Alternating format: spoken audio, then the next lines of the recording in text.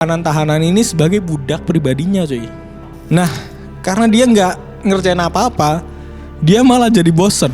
Akhirnya dia nyuruh beberapa tahanan buat bikin arena olahraga indoor biar bisa dia bikin jadi horse riding. Tapi itu aja nggak cukup, dia masih bosen. Terus dia inget nih ada satu aturan, di mana kalau ada tahanan yang berani menatap atau bahkan ngelirik istri komandan, tahanan itu bakal ditembak di tempat. Dari situ dia malah sengaja pakai pakaian yang terbuka dan seksi-seksi gitu biar dilirik sama tahanan-tahanannya. Dia juga pernah cuma pakai lingerie doang, terus baring-baring di halaman buat kayak caper gitu ke tahanan. Itu dia lakuin di hadapan tahanan yang tersiksa karena kelaparan. Sakit jiwa banget kan dia. Ada saksi juga yang bilang kalau saat suaminya lagi pergi, Ise coach ini bakal nyuruh penjaga buat manggil para tentara-tentara.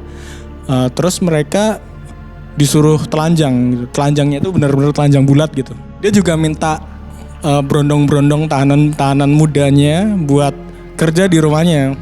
Terus dia ditugasin buat bawain Ilse ini sarapan ke kamarnya.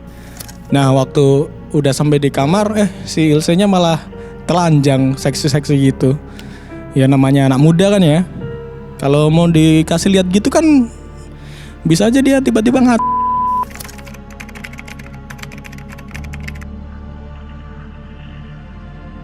Setiap camp Nazi itu punya beragam penelitian yang dilakuin. Nah di Buchenwald, dokter di sana itu diperintahkan buat ngeracunin tahanan, terus ngasih bahan kimia yang aneh-aneh gitu ke para tahanan buat nyari penawar racun yang paling efektif.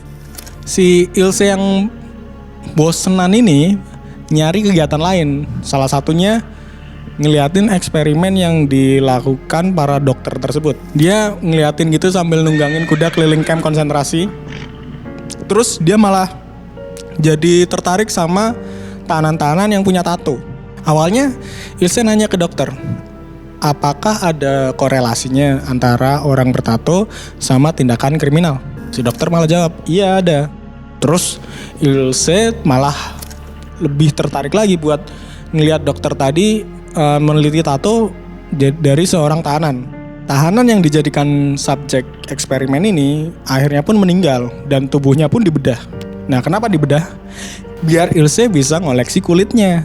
Setelah itu ditungganginya lagi lah kuda-kuda itu ke tempat para tahanan. Dia berkuda, lihat tahanan masih melakukan pekerjaan. Terus mereka dipaksa telanjang biar bisa lihat